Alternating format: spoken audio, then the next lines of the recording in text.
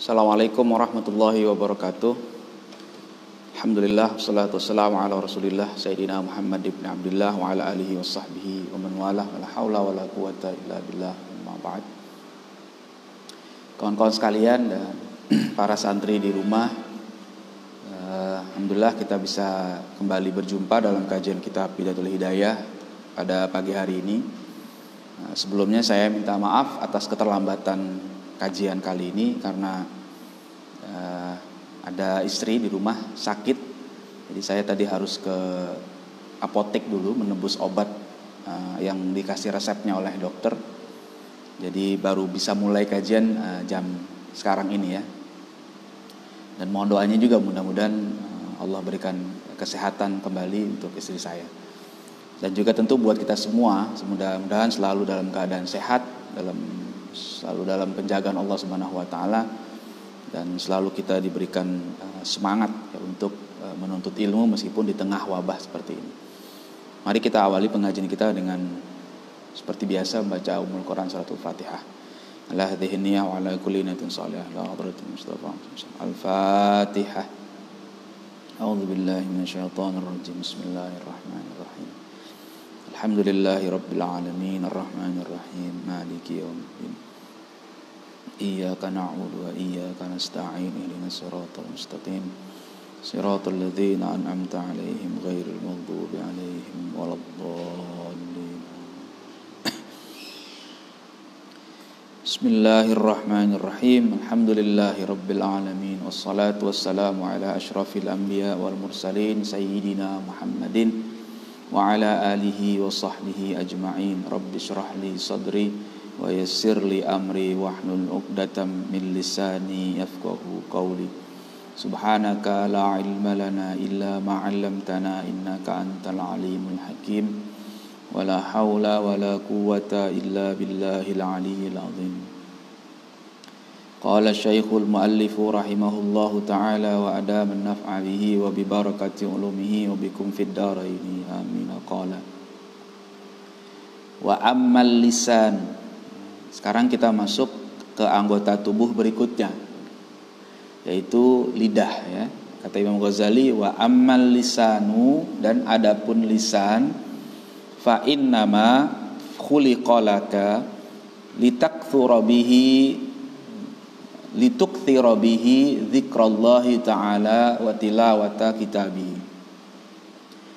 Lisan itu Allah ciptakan untukmu ya, atau diciptakan lisan itu untukmu agar kamu memperbanyak zikrullah dan membaca kitabnya. Jadi kata Imam Ghazali, mestinya lisan kita itu digunakan untuk memperbanyak zikrullah, zikir kepada Allah. Dan ini adalah kebutuhan pokok kita. Jadi kebutuhan pokok manusia itu kalau dalam ilmu ekonomi kan biasa hanya disebut 3: sandang, pangan, papan ya, pakaian, makanan, dan tempat tinggal.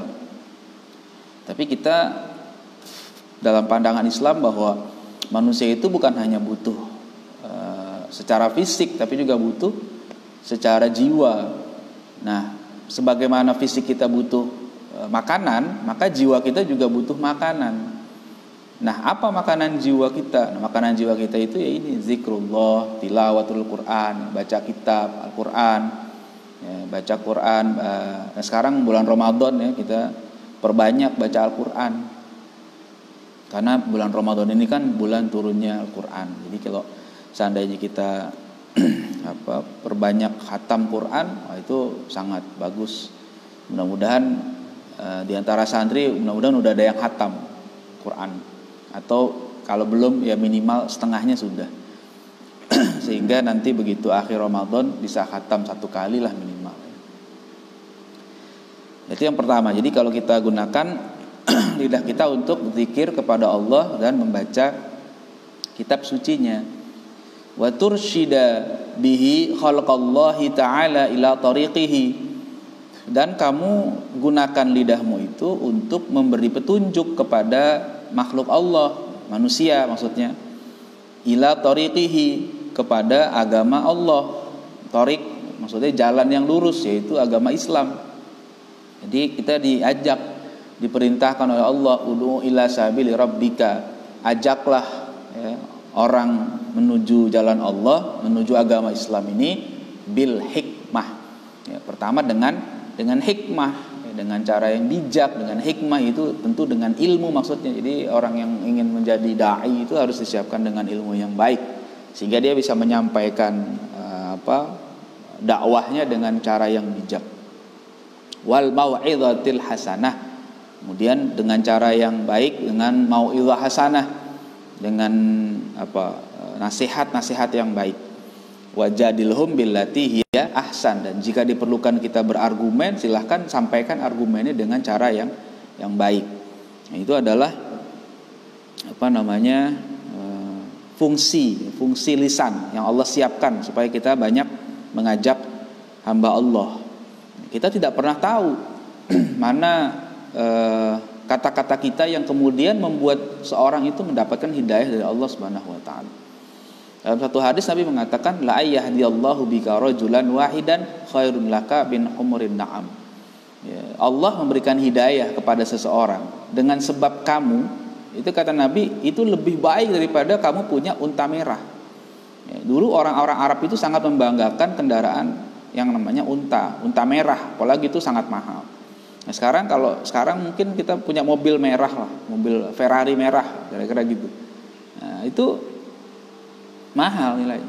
Tapi kita mengajak orang, kemudian Allah berikan hidayah kepada dia sebab kita, maka itu jauh lebih baik daripada kita punya mobil mewah tadi itu. Makanya kita jangan pernah segan-segan mengajak. Tugas kita mengajak saja. Adapun dia terima atau tidak itu bukan hak kita. Dia terima alhamdulillah, tidak terima juga tidak masalah. Tugas kita hanya menyampaikan. Jadi kalau ada yang menolak ajakan kita misalnya dengan baik, ya itu nggak masalah. Nabi juga ajakannya tidak ada yang tidak semuanya menerima. Kadang-kadang ada yang menolak, bahkan ada yang kasar menolak, bahkan sampai ada yang mengganggu, mencaci, memaki, bahkan sampai ada yang mau membunuhnya. Ya. Jadi kita ya begitulah. Tapi kita sabar, pelan-pelan, tetap mengajak orang yang baik-baik ya. Wa tudhhiru bihi ma fi dhamirika min hajati dinika wa dunyaka. Dan engkau dengan lisanmu itu bisa menampakkan apa yang ada di dalam hati dari kebutuhan-kebutuhan agama ataupun kebutuhan dunia. Ya, kan kalau masih di hati kan susah kita mau kelihatan nyampain apa. Kita mau sesuatu, misalnya kita mau makan, mau beli sesuatu, itu adanya di hati kan, gimana cara menyampaikannya? Tapi ketika kita ucapkan, misalnya saya mau beli sabun, misalnya, orang kan paham. Jadi akhirnya kita dapat tuh hajat kita bisa beli sabun. Kayak tadi saya mau beli obat gitu kan, ya sudah, saya kan tinggal menyampaikan saja saya mau beli obat. Tapi kalau seandainya tidak saya sebut dengan lisan saya simpen aja, orang bingung nanti, tidak paham apa yang mau dibeli, apa yang diperlukan. Nah itu kan, itu fungsi lisan. Jadi supaya kita bisa terpenuhi hajat kita, baik hajat dunia maupun hajat agama. Hajat agama misalnya kita mau belajar ya kepada seseorang, boleh nggak saya ikut ngaji? Nah, berarti kan ngomong seperti itu. Atau boleh tanya nggak? Nah, dia misalnya kalau sekarang lagi tidak bisa ketemu, dia bisa WA, ya disampaikan, atau ditelepon, Ustaz, bagaimana? Saya mau bertanya begini, sampaikan. Itu hajat kita juga ya, bertanya. Fas'alu ahla dzikri in kuntum la ta'lamun. Silahkan bertanya. Kata Allah, bertanyalah kamu kepada ahli ilmu kalau kamu tidak mengetahui masalah. Nah, itu fungsi dari lisan kita yang diajarkan oleh Imam Al-Ghazali. Fa idza sta'maltahu fi ghairi ma khuliqa lahu. Jika engkau menggunakan lidah itu tidak sesuai dengan fungsi penciptaannya, faqad kafarta ni'matallahi ta'ala fihi. Berarti kamu sudah kufur terhadap nikmat Allah Ta'ala dengan lisanmu itu. Jadi kalau kita gunakan sebaliknya, kita bukan membaca zikir, tapi kita malah banyak melakukan dosa dengan lisan kita. Bukan kita membimbing orang, bukan kita mengajak orang kepada jalan Allah, malah kita mengajak orang menjauhi jalan Allah. Atau kita malah mengolok-olok agama kita dan sebagainya, maka itu berarti kufur nikmat kita terhadap nikmat yang Allah berikan, lisan ya. Wa huwa aghlabu a'dha'ika 'alaika wa 'ala sa'iril khalqi. Nah, lisan itu adalah anggota tubuhmu yang paling umum bisa menjadi kecelakaanmu dan kebanyakan orang. Jadi lisan ini meskipun bentuknya kecil, ya, tak bertulang ya kata orang, tapi kalau dia tidak dijaga, justru kebanyakan orang celaka itu karena lisannya. Bukan karena yang lain. Anggota yang lain bisa bikin celaka, tapi kebanyakan orang celaka itu karena tidak pandai menjaga lisan. Nah, disinilah para nabi dan para ulama mengingatkan agar kita jangan sampai tidak menjaga lisan kita. Wala yakubbun nas fi nari ala manakhirihim illa hasaidu alsinatihim. Dan tidak ada yang menyeret seseorang di neraka nanti di atas wajahnya kecuali itu karena hasil dari perbuatan lisan mereka. Jadi nanti kata Nabi, ini ada hadis ya.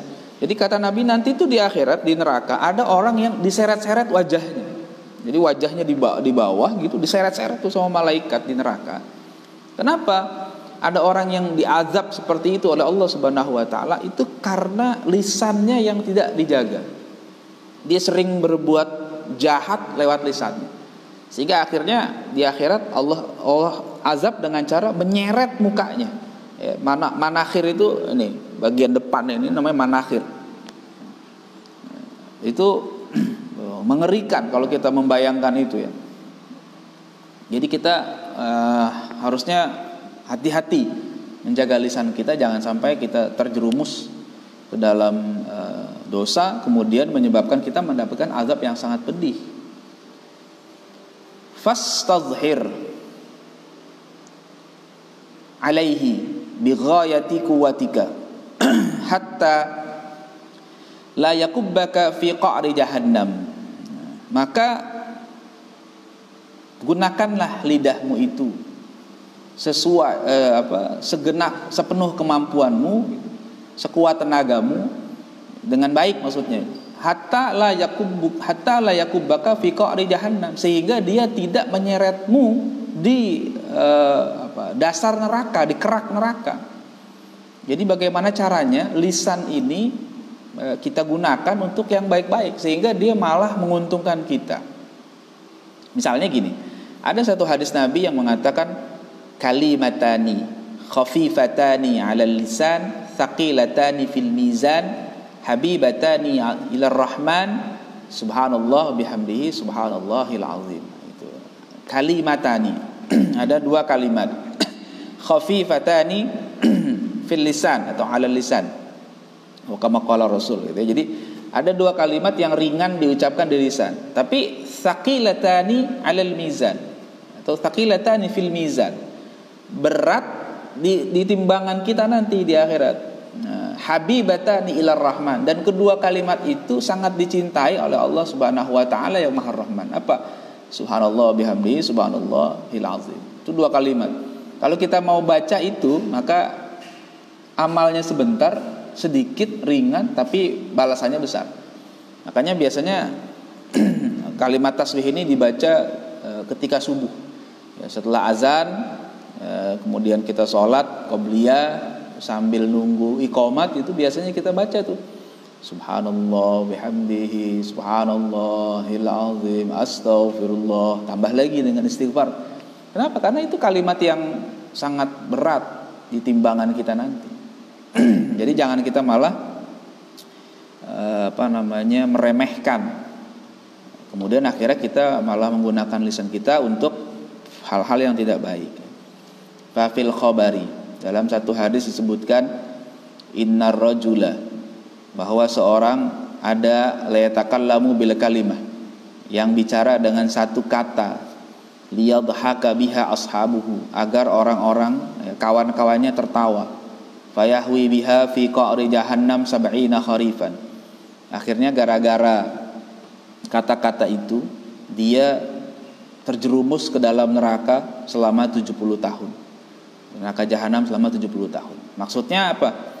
Orang ini mengucapkan kata-kata yang membuat orang tertawa. Maksudnya ucapan itu berupa ejekan, bukannya bercanda yang mubah. Ada bercanda yang mubah, biasa kita kalau ngobrol kadang-kadang suka ketawa sama teman-teman bercanda, itu mubah saja, ada bercanda yang mubah. Tapi ada yang niatnya dia mengejek, meledek, menghina, apalagi menjatuhkan derajat orang, macam-macam, sehingga orang pada menertawakan orang lain gara-gara dia ngomong sembarangan.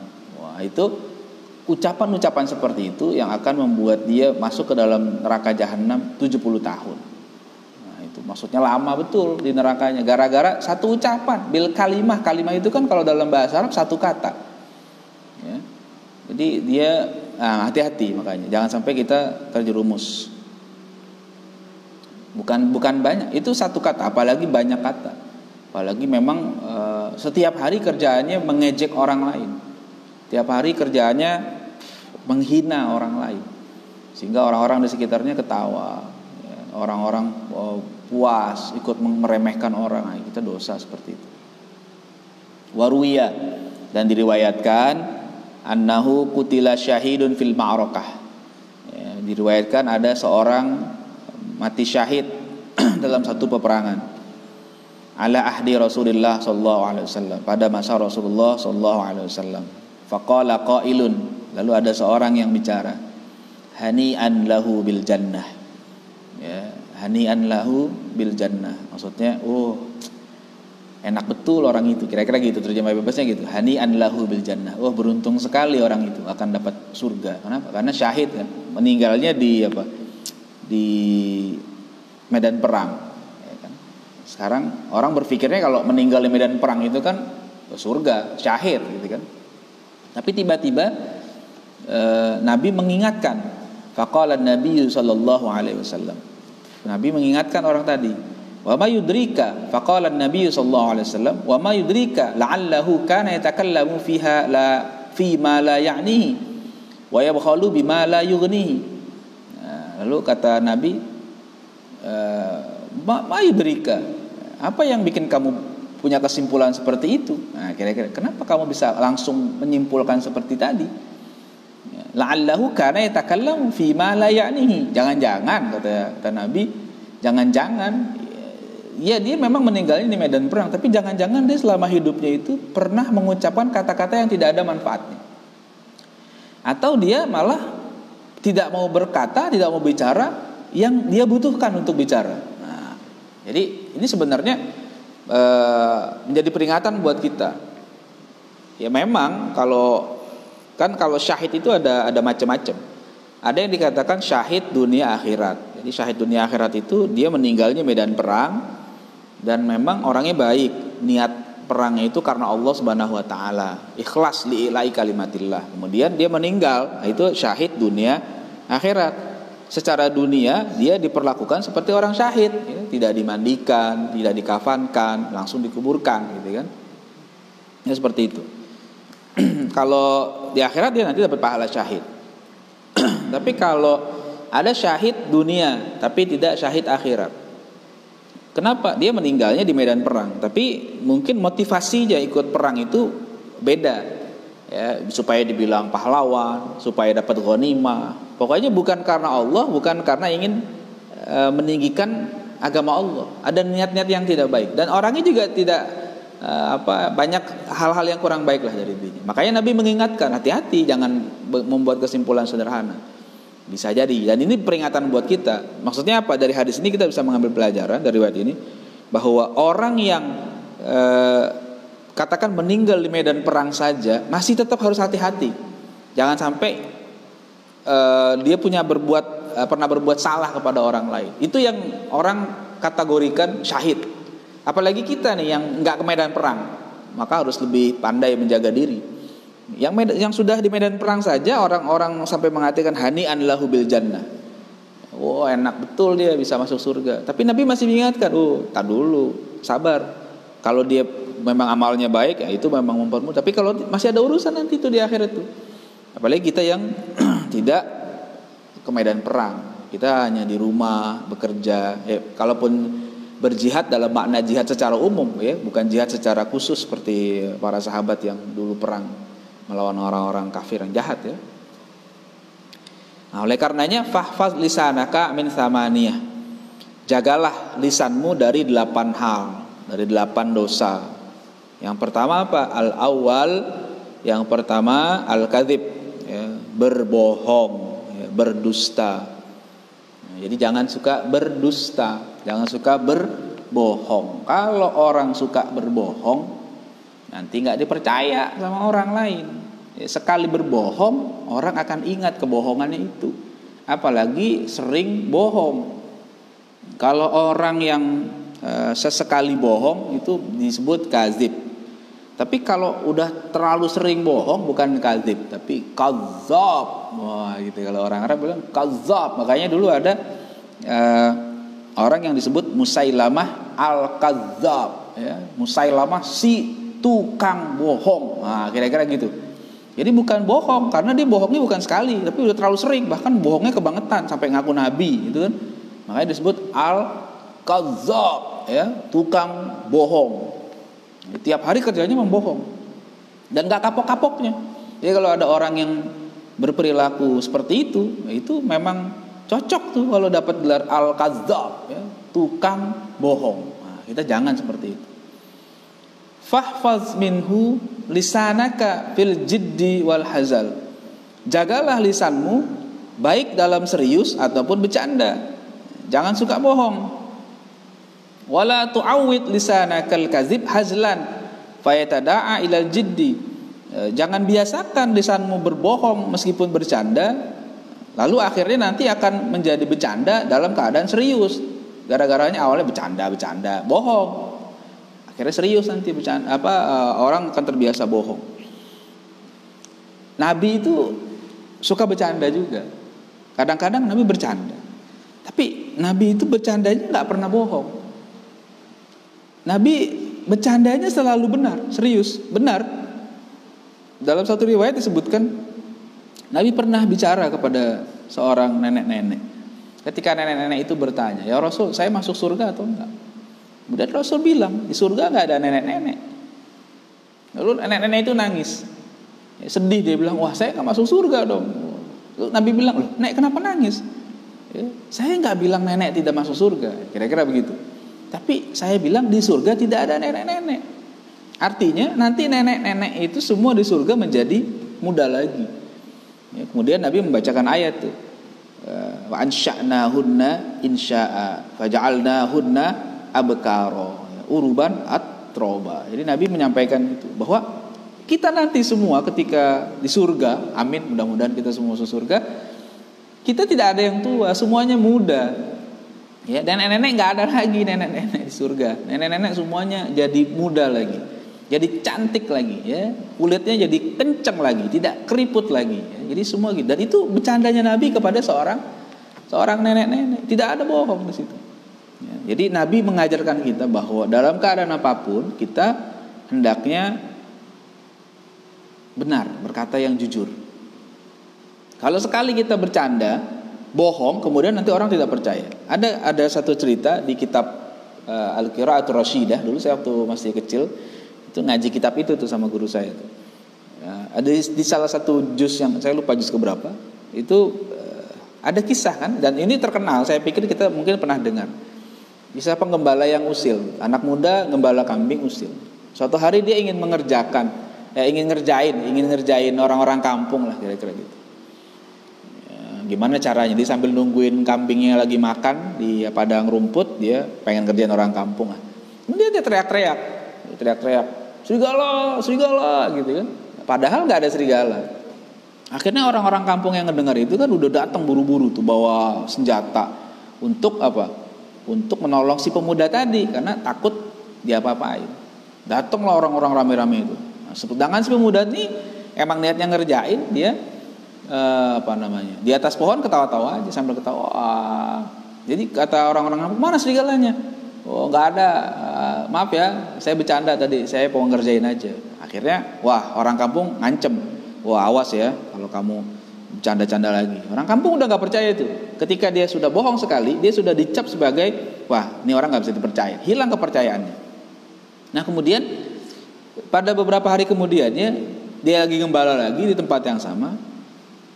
Datang serigala beneran. Rombongan serigala tuh datang, betul ada. Kalau kali ini beneran ada. Nah akhirnya apa? Akhirnya dia teriak lagi lah. Dan kali ini teriaknya beneran, serigala, serigala gitu. Tapi orang kampung sudah terlanjur tidak percaya kepada dia. Gimana ya, kemarin aja kita dikerjain kata dia, apalagi sekarang enggak, biarin aja. Enggak, jangan percaya, paling dia bohong lagi. Orang kampung sudah memberikan stigma terhadap dia. Jangan dipercaya orang kayak gini mah tukang bohong, biarin aja. Nah, karena kesalahan sedikit itu akhirnya membuat dia kambingnya habis dimakan gerombolan serigala. Nah, nyesel dia. Nah, itu pelajaran buat kita. Itu kitab-kitab menarik, Qiraatul Rasyidah itu ya. Ketika itu kitab ada 4 jilid, kalau mau belajar bahasa Arab tuh bagus tuh menghatamkan 4 kitab itu karena memperbanyak mufradat dan gaya bahasa. Bagus sekali ya. Nah, itu contoh bohong ya. Kalau katanya cerita itu sekarang udah dibikin film di Upin Ipin. Nah, ada cerita itu di film Upin Ipin. Kalau yang pernah nonton Upin Ipin mungkin tahu. Saya pernah ceritain itu ke anak saya. Terus anak saya bilang, kok kayak cerita yang di Upin Ipin, katanya gitu. Ya mungkin bener. Upin Ipin mungkin pernah baca kitab itu kali itu. Atau pernah dengar ceritanya sehingga dibuat film.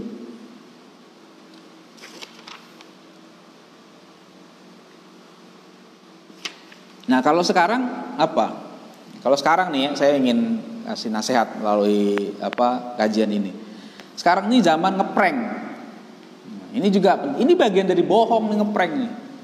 Saya beberapa kali lihat video di YouTube, orang begitu rela ngeprank saudaranya hanya ingin dapat like, ingin dapat subscribe, ya, ingin videonya dikenal orang, jadi viral dan sebagainya. Bahkan yang terbaru yang sampai sekarang sedang ramai itu kan ada yang ngeprank, ya, orang lagi susah, orang lagi banyak ekonominya sulit, dia pura-pura nyumbang, ya, memberikan sumbangan berupa dus, tapi isinya sampah ternyata.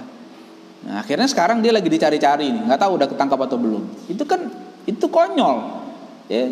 Orang lagi keadaan normal saja membohongi itu nggak bagus, apalagi dari keadaan susah seperti ini. Dan ngeprank itu banyak. Ya, saya kadang-kadang jujur saja, saya tidak terlalu suka ngeliat youtuber yang kerjaannya ngeprank gitu, dan nggak ada gunanya. Apa sih gunanya? Cuma ngejar like doang. Ya, dan ini menjadi nasihat buat semua. Mudah-mudahan para youtuber nonton nih. Kalau mau jadi youtuber, jadilah youtuber yang baik. Jangan jadi youtuber yang tidak baik. Anda akan dimintai pertanggungjawaban di akhirat nanti. Ini untuk youtuber semua. Nasihat saya. Ya, jadi kalau jadi youtuber boleh nggak? Boleh aja, silahkan jadi youtuber. Tapi youtuber yang baik. Ya, sampaikan yang baik-baik dalam youtuber Anda. Anda bisa berbagi banyak hal. Misalnya ada kawan saya youtuber, dia dia chef. Dia berbagi menu masakan di YouTube-nya itu, sehingga orang-orang bisa meniru masakannya. Silahkan saja, itu manfaat, boleh-boleh saja.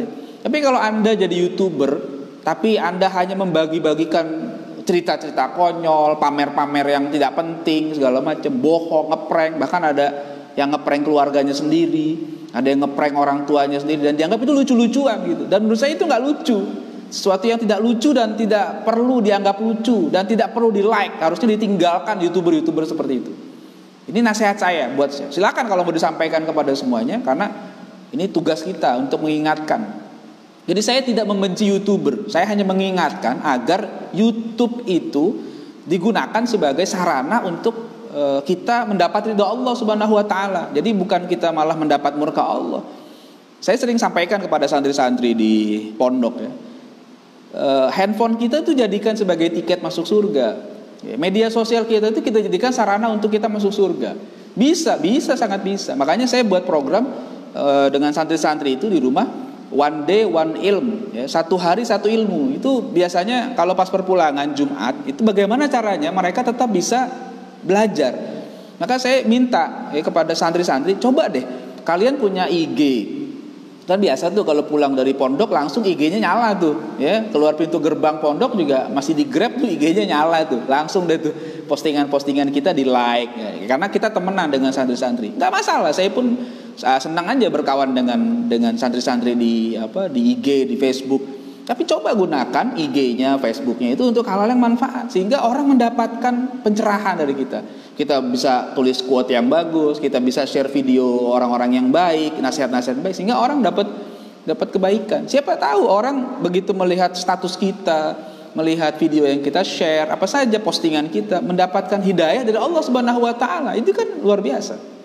Tapi jangan sampai kita dengan YouTube, dengan postingan kita di YouTube kah, di IG kah, di Facebook dan sebagainya, orang malah mendapatkan dosa dari Allah gara-gara kita, dan kita nanti akan dituntut di akhirat oleh Allah dan orang-orang yang mengikuti kita. Jadi follower kita itu makin banyak bukan makin ringan loh. Ini peringatan juga. Jadi orang ya di dunia kita senang mungkin ya kalau followernya banyak itu ya orang jadi terkenal. Bahkan sekarang kalau jadi YouTuber followernya banyak, mungkin banyak duitnya sekarang. Sekali dia posting itu berapa ribu, yang berapa juta, mungkin ada yang jutaan. Ya mungkin itu ada nikmatnya bagi sebagian orang. Tapi jangan lupa ketika kita menyebarkan postingan yang tidak baik dan jutaan orang itu mengikuti kita, maka nanti di akhirat orang itu juga akan ada di belakang kita, ngikut kita. Ya, kalau dia berbuat yang tidak baik gara-gara postingan kita, maka dia juga akan menuntut kita di akhirat. Tapi kalau kita posting yang baik, kemudian follower kita juga jutaan, dan orang-orang itu mendapatkan pencerahan, dia juga akan ikut bersama-sama kita, ya, membantu kita, mendukung kita, dan mudah-mudahan bisa berkumpul bersama kita lagi di surga nanti. Makanya jangan. Jadi ini bukannya saya benci, saya tidak pernah benci kepada orang lain ya, tapi mengingatkan itu penting supaya youtuber ya, yang pakai IG, pokoknya netizen lah ya, jangan suka bercanda kelewatan, ngeprank yang nggak penting itu. Jangan seperti itu, nakut-nakutin orang ya, jangan seperti itu. Nanti itu kita nyesal sendiri. Di dunia banyak orang yang like, tapi kadang-kadang nggak juga. Akhirnya banyak orang yang benci kadang-kadang seperti itu. Bahkan ini yang sedang viral sekarang ini bisa jadi itu masuk penjara itu karena banyak orang mengecam ya, dia ngeprank orang dengan sampah. Jadi jangan seperti itu. Jadi kita manfaatkan media sosial dengan bijak ya. Carilah manfaat. Kenapa sih kita harus berbohong, ngerjain orang dengan cara-cara yang tidak baik?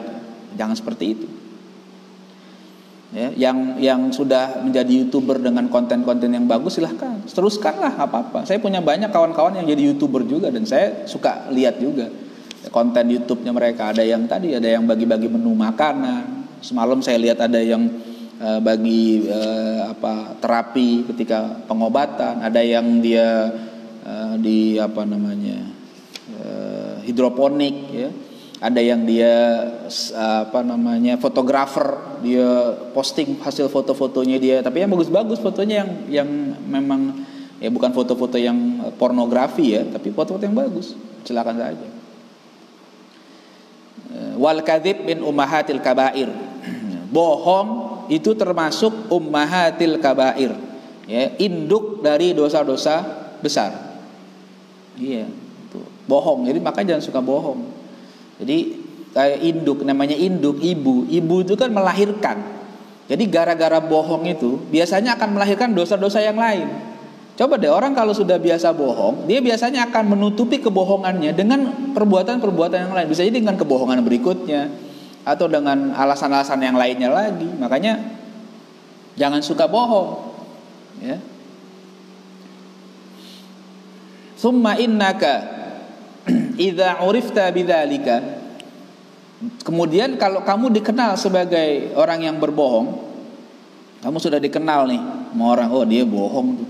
Saqatat adalatuka, maka jatuh gugur sifat adil dalam dirimu. Wathiqah biqaulika, orang tidak lagi percaya dengan ucapanmu. Wa tasdarikal a'yun wa tahtaqiruka, kamu tidak akan dipandang lagi oleh orang lain, dan orang lain akan merendahkan dirimu. Kalau dalam ulumul hadis sangat ketat. Orang yang bohong hadisnya ditolak. Kalau kita belajar hadis kan ada tuh namanya ilmu al-jarh wa ta'dil, ilmu yang menjelaskan cacat atau keadilan seorang perawi. Oh si fulan bagaimana nih? Oh si fulan orangnya thiqah, terpercaya misalnya gitu kan. Orangnya soduk, jujur. Nah itu kalau semua rawi yang ada dalam hadis itu orangnya begitu modelnya, nah itu hadisnya bisa sahih. Tapi kalau ada satu, tiba-tiba di tengahnya, si fulan ini kazub, tukang bohong, udah hadisnya dibuang itu sama ulama, nggak dipercaya. Kenapa? Yang meriwayatkan tukang bohong, jadi jangan dipercaya. Jadi pentingnya dalam Islam itu gitu. Jadi bukan hanya sekedar intelektual, tapi moral juga dipentingkan di situ. Jadi ketika kita menerima riwayat dari seseorang, itu bukan cuma dilihat sisi intelektual orang itu saja. Oh, dia pintar. Tapi kalau tukang bohong, buat apa diterima? Jadi ulama sangat ketat. Imam Bukhari, ini kisah sangat terkenal. Imam Bukhari itu pernah ingin mendapatkan riwayat dari seorang yang katanya punya sanad yang tinggi. Jadi kasih tahu sana ada seorang yang punya sanad tinggi. Oke, datang. Imam Bukhari ingin mendatangi orang itu. Begitu dekat, udah dari jauh nih dia dari kampungnya menuju kampung orang itu lumayan jauh. Begitu sudah dekat dia lihat orangnya sambil ngaso. Dia lihat dari jauh dulu, nggak langsung datang. Dia orang yang dikatakan punya sanad ali, sanad tinggi itu, dia sedang kayak mau ngasih makan ayam lah gitu. Kemudian gitu dia kasih makanannya, ayamnya datang, bukan dikasih ayamnya itu, tapi dia alihkan tangannya itu. Nah, akhirnya ayamnya tidak dapat. Jadi diledek lah ayamnya gitu dengan makanan yang dipegang di tangan. Melihat kondisi itu, Imam Bukhari langsung meninggalkan orang tadi. Ya, kita pulang aja. Kata yang nemen, loh, kita udah jauh-jauh nih dari kampung ke sini, udah dapat itu orangnya, tinggal kita ambil riwayatnya, sanadnya tinggi. Loh, ngapain kita percaya? Bagaimana orang yang seperti itu bisa kita percaya riwayatnya? Sama ayam aja dia bohong katanya. Nah, itu contoh ya, bagaimana ulama kita sangat ketat dalam menerima riwayat. Ya, makanya dalam tradisi Islam itu ada tradisi sanad. Tradisi sanad itu untuk memverifikasi apakah berita yang disampaikan ini bisa diterima atau tidak. Yang namanya berita, khobar itu kan mayah tamilus sawab, mayah tamilus sidqa wal kadzib. Jadi yang namanya berita itu ada sesuatu yang bisa disikapi dengan benar atau salah, benar atau bohong. Ini berita benar apa enggak, atau hoax. Kalau zaman sekarang hoax. Banyak orang nyebar hoax juga nih. Hati-hati. Ya. Di media sosial juga nih hati-hati. Jadi sebelum kita men-sharing itu harus disaring dulu, ini benar nggak sih? Karena banyak berita hoax, ya. Apalagi beritanya ditulis dengan bahasa-bahasa yang bombastis gitu kan. Ternyata, wah gitu kan. Itu berita-berita gitu, ujung-ujungnya itu nggak jelas siapa penulisnya, juga nggak ada identitasnya. Kita nggak bisa verifikasi, datanya nggak valid, bahasanya berantakan.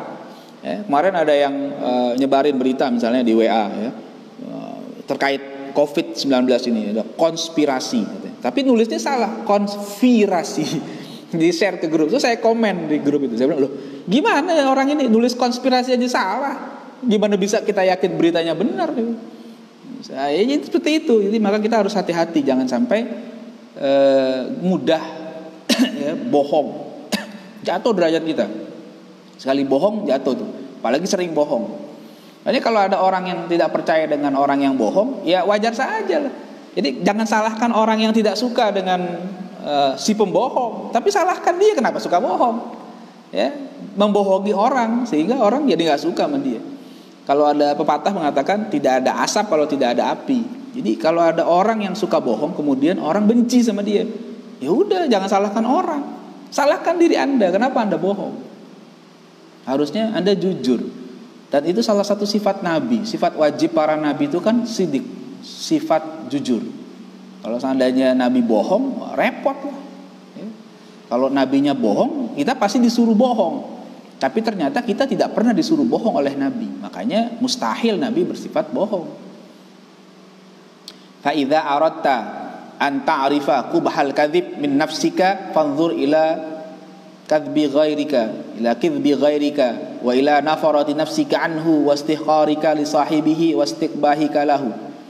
Kata Imam Ghazali, kalau kamu pengen tahu jeleknya bohong, kalau kamu pengen tahu, emang bohong jelek ya? Mau tahu jeleknya bohong gimana? Nah, coba dibandingkan nih. Kalau kamu mau tahu, kata Imam Ghazali, betapa buruknya kebohongan itu yang kau lakukan, yang muncul dari dirimu, maka perhatikan aja bohongnya orang lain kepada dirimu. Jadi misalnya ada orang lain bohong, coba deh orang lain bohong sama kita, kita dibohongin sama orang lain, kira-kira perasaan kita gimana? Ya, kita pasti benci sama dia. Ya, ila nafarati nafsika, kita wah nggak mau lagi deh, udah nggak percaya sama dia, kira-kira gitu deh. Ya, ila nafarati nafs. Jadi kita pergi, kita tinggalkan orang yang suka bohong itu. Wah udah deh, kadang-kadang ngomong, gue nggak percaya sama lu, yang bohong. Gitu tuh kira-kira. Wastihqari kali sahibi, kita anggap remeh, kita anggap hina orang yang bohong itu, kita anggap buruk. Ya. Bahkan kadang-kadang suka saya dengar orang ngomong gini, gue tuh paling nggak suka dibohongin. Ya iyalah, mana ada orang yang suka dibohongin? Semua juga nggak suka. Memang nggak bagus, yang namanya bohong itu nggak bagus. Makanya jangan suka bohong. Nah, itu penting buat kita. Sebab kalau udah bohong sekali biasanya akan mengundang kebohongan-kebohongan berikutnya. Wa kadzalika faf'al fi jami'i uyubi nafsika. Dan begitu juga kerjakanlah, ya, lakukanlah hal itu. Maksudnya apa? Coba introspeksi, coba bandingkan, ya, untuk semua aib yang ada pada dirimu. Jadi tadi bohong misalnya. Sekarang apalagi nih yang kita nggak suka dari orang lain? Kita nggak suka orang lain bohong. Coba sama dari kita juga, kalau kita bohong pasti orang nggak suka. Kita nggak suka ada orang sombong. Nah gitu juga, kalau kita sombong orang nggak suka. Kita nggak demen, tuh orang sombong banget sih. Kita nggak suka tuh. Nah sekarang ya kita jangan kayak begitu. Jadi coba lakukan semua itu terhadap aib diri kita. Fa innaka la tadri kubha uyubika min nafsika bal min ghairika. Sebab kamu kadang tidak tahu keburukan aibmu sendiri, kecuali tahunya dari orang lain. Maksudnya bukan nggak tahu, tahu mungkin, tapi nggak sadar, gitu kira-kira. Sehingga dikerjain juga. Bukan nggak tahu sih kalau bohong itu jelek. Saya yakin kita semua tahu nih ya, kawan-kawan sekalian, para santri tahu kalau bohong itu jelek. Cuma kadang nggak sadar dan merasa, udah biasa aja. Padahal itu jelek. Maka kalau itu jelek, jangan kerjakan. Sebagaimana kita tidak suka juga kalau orang lain berbuat hal yang sama kepada kita. Gitu ya. Famastakbahtahu min ghairika yastakbihu ghairuka minka la mahalata. Apa yang kamu anggap buruk muncul dari orang lain pun akan menganggap buruk apa yang muncul dari dirimu, dan itu pasti tidak bisa terbantahkan lagi. Ya, gitu tadi. Jadi kalau kita menganggap bohong itu jelek, maka orang lain pun sama. Kita nggak suka dibohongin, orang lain nggak suka juga kita bohongin. Kita nggak suka di prank, orang lain juga nggak suka kalau kita prank. Kita nggak suka kalau kita dikerjain, maka orang lain juga nggak suka. Kita nggak suka kalau dibully misalnya, orang lain juga nggak suka kalau kita membuli mereka. Makanya coba perhatikan sebelum kita melakukan itu, pikirkan dulu kira-kira bagaimana kalau orang melakukan kita. Ada bahasa yang sederhana, ya saya orang bilang gini, sebelum nyubit orang, coba cubit diri kamu sendiri, sakit nggak gitu. Nah, kalau udah tahu rasa sakitnya, ya gitu orang lain kalau dicubit sama kamu juga sakit. Maka jangan suka nyubit orang lain. Ya. Fala tardha li nafsika dzalika. Maka jangan kamu senang melakukan hal itu untuk dirimu. Jadi jangan suka kita bohong. Jadi kitanya jangan senang, karena sebab kalau kita udah nggak senang, kita akan tinggalkan perbuatan yang tercela itu tadi. Ya.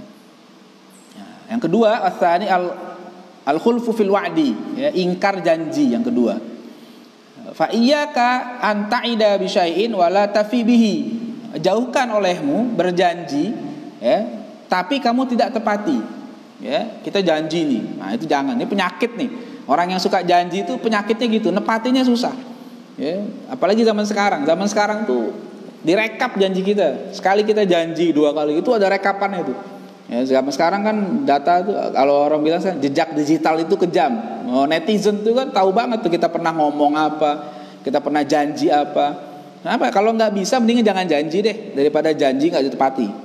Ya, tapi kita ngomong aja banyak ya, janjinya banyak tapi ternyata enggak, isinya nggak ada. Kalau bahasa Betawinya itu ngomongnya sebakul, tapi begitu diciduk, begitu diambil nggak ada sepiring. Jadi ngomongnya banyak, begini begitu, begini begitu, tapi ternyata isinya nggak ada, janjinya bohong semua. Ya, janjinya ya janji lagi, isinya janji lagi, janji. Nah, itu dosa tuh. Ya, makanya jangan suka banyak janji kalau nggak bisa menepati. Kalau bisa menepati ya silahkan janji. Balian bagi ayyakuna ihsanuka ila nasi fi'lan bila qaulin. Kata Imam Ghazali, justru sebaiknya, selayaknya kebaikan kamu ke orang lain itu adalah fi'lan bila qaulin, perbuatan tanpa perlu banyak ucapan. Kalau orang sekarang bahasanya apa? Yang penting sekarang itu janji, bukti, bukan janji. Jadi gak usah ngejanjiin apa-apa, tapi itu dikasih bukti. Nah ini loh, gak usah banyak ngomong deh. Ya, sekarang kita mau apa? Mau janji, mau ngasih sesuatu ke orang lain, ke keluarga kita, ke saudara kita. Gak usah ngomong, diem aja, bawain aja langsung. Kok nggak ngomong-ngomong, tetap bawain? Udah, daripada ngomong dong, ya nanti saya kasih, nanti saya bawain, saya bantu. Nggak dibantu-bantu, nggak dibawa-bawain. Nah itu jangan seperti itu. Jadi kita nggak perlu janji, tapi perlu bukti. Ya kira-kira gitu kalau bahasa orang sekarang. Banyak orang banyak janji, nggak ada realisasinya, rugi. Fa'idit tararta ilal wa'di fa iyyaka an tukhlifa illa li ajzin aw daruratin. Kalau terpaksa berjanji, kata Imam Ghazali, maka jauhkan. Jangan sampai kamu ingkar janji. Maksudnya jangan sampai tidak menepati janji kecuali karena memang tidak mampu, ya, tidak mampu karena ada uzur atau karena darurat, karena memang hal yang mendesak sehingga membuat kita tidak bisa menepati itu. Misalnya kita janji sama orang mau datang ke rumahnya, kita udah janji nih. Kita benar-benar usahakan untuk datang, kecuali memang misalnya kita sakit sehingga nggak jadi datang. Bukan karena kita nggak mau datang, tapi karena ada uzur yang menghalangi kita. Atau hujan deras misalnya gitu kan, atau ada hal yang lain yang kemudian membuat kita tidak bisa menepati janji itu. Bukan karena kita suka ingkar janji. Makanya kalau mau janji kan disunahkan mengucapkan insya Allah itu. Tapi insya Allah tuh bukan berarti nggak jadi ya. Kadang-kadang sekarang orang kalau udah ngucapin insya Allah tuh udah nggak dipercaya. Kenapa? Karena banyak orang memainkan kalimat insya Allah. Ya insya Allah, tapi nggak datang. Padahal kalau orang Muslim mengucapkan insya Allah itu harusnya dia udah pengen datang, kecuali ada uzur tadi tuh kira-kira. Jadi kalau nggak bisa datang, mendingan ngomong apa adanya. Mohon maaf nih, kayaknya saya nggak bisa datang. Tapi kalau ada kesempatan mudah-mudahan masih bisa. Ngomong aja gitu apa adanya. Jangan terlalu diharapin ya. Saya kayaknya ada acara nih. Tapi kalau masih ada kesempatan sih saya mau datang. Itu lebih enak masih daripada ngomong insya Allah. Besoknya nggak datang. Nah jangan ya. Fa inna dzalika min amaratin nifaq wa khaba'ithil akhlaq. Karena sifat ingkar janji itu termasuk tanda-tanda orang munafik dan akhlak yang sangat tercela. Ya, jadi kan alat munafik itu ada 3. Wa qala Nabi sallallahu alaihi wasallam, salasun man kunna fihi fahuwa munafiqun. 3 sifat yang kalau ada pada diri seorang maka dia tergolong orang munafik. Wa in shoma wa shalla. Sekalipun orang itu puasa, sekalipun orang itu sholat. Apalagi enggak puasa enggak sholat. Dia puasa, dia sholat, tapi masih ngerjain 3 hal ini, maka dia munafik. Apa? Man idza haddatsa kadzaba. Orang yang kalau dia ngomong dia bohong, dia dusta. Yang kedua, wa idza wa'ada akhlafa. Jika dia berjanji dia ingkar. Wa idza tumina khana. Kalau dikasih amanah dia khianat. Nah, itu munafik. Jadi kalau 3-tiganya ada, bohong iya, ingkar janji iya, khianat iya. Ini munafiknya 100%, 24 karat munafiknya kayak begini. Ya, makanya hati-hati. Ya, 1 aja ada, kita sudah tergolong orang yang munafik amali. Ya, makanya jangan sampai kita biarkan sifat ini ada. Ini namanya tazkiyatun nafs. Kita bersihkan diri kita dari sifat-sifat seperti ini. Nah, insya Allah masih banyak lagi. Nanti akan ada pembahasan berikutnya, dosa-dosa yang harus kita tinggalkan, dosa lisan yang harus kita tinggalkan. Hari ini baru kita bahas 2, bohong dan ingkar janji. Nah, mudah-mudahan kita bisa amalkan. Hilangkan dusta, bohong, jangan juga suka ingkar janji. Jadilah orang yang jujur, jadilah orang yang selalu menepati janji. Mudah-mudahan kita selalu mendapatkan hidayah, taufik dari Allah Subhanahu wa taala, dan selalu bisa mengamalkan apa yang sudah kita pelajari sehingga menjadi ilmu yang bermanfaat untuk kita semua. Demikian, mohon maaf atas kelambatan hari ini. Sekali lagi kami ucapkan insyaallah besok kita ketemu lagi. Assalamualaikum warahmatullahi wabarakatuh.